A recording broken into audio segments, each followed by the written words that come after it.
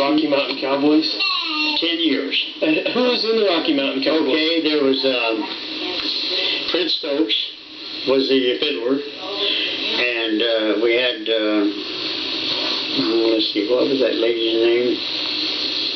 I had Ted Cromer playing bass, that was one guy, and my brother-in-law Carol Walker played bass there too, and then his brother Sleepy played the banjo, and I played rhythm guitar, and Prince Stokes did the fiddling, and then we had, let's see, what was that lady's name? Erna McMurray played the piano. So that's what we had. We didn't have drums, so we just, but we had rhythm guitar and bass and. So what was it like playing the blackboard in those days? And you were saying something about how they got around their liquor license and all that, and I'd like to learn. Well, the blackboard, yeah. Well, down in one side there was right next door was a restaurant, and instead of going out the front door and then going into the front of the restaurant, they had to, in order to maintain their license, they had to serve food or have it accessible. So they cut in the end, next to this other building, they cut a hole down there and put a door in so they could just walk out and walk in the back door of the restaurant and pick up food and bring it in. And that's how they got by with it.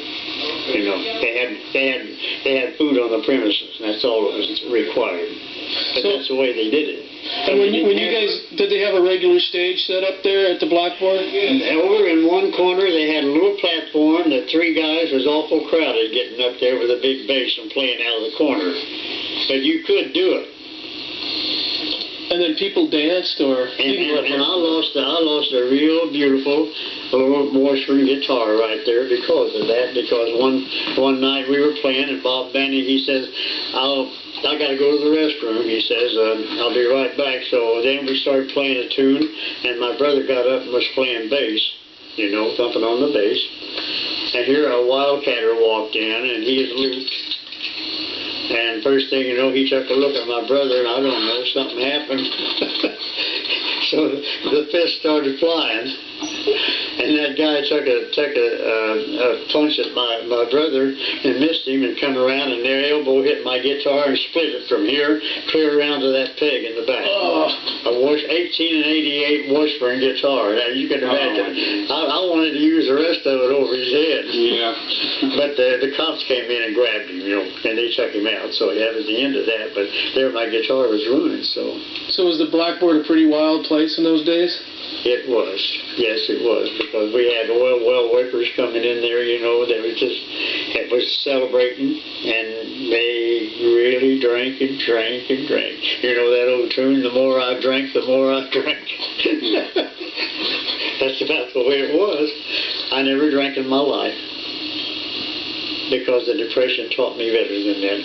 Because that's all they had was bootleg booze, in that days, and I seen what it did to families. And I swore I'd never drink in my life, and I never did. I never took a drink. I took one cream de menthe one time. A guy made it. He said, "You already taste this." And he made it, and I tasted it, and I didn't like it, and I said, "To hell with it. I'll never have another one." George Jones had to learn the hard way. Yeah. His dad was an alcoholic. Yeah. And his dad started drinking when he lost his sister. And then he grew up in that alcoholic family. Oh my God. He became an alcoholic too. Oh, I've seen so many families split, because of that booze. And my dad used to bootleg. Everybody bootlegged in that day. Made their own beer. Oh yeah. You want to hear a little story? Yeah. What happened with him? He had his beer ice down in a corner outside the house there one time, and the family had moved in next door, and they had a 19-year-old boy that he was just a rounder. He didn't work or anything, and anyhow, my dad had got me a little dog, and this little dog started acting up one night outside there, and my dad said, "Uh-oh." I think somebody's into my beer out there. He has icing it down in a big number 3 orange tub. He iced it down. Guys that come along and buy it, you know. He also peddled liquor too. A lot of them did in those days. And they'd take brown sugar and color it, you know, and the color, they'd charge them more money for it, you know. Sugar, brown sugar in a pan and then color it like that. But they insisted that it was better, but it wasn't. But they charged more money. But anyhow, that's how bootlegging was going on, you know. And that's the way my dad made money. I mean, when he was working another job, you know. And anyhow,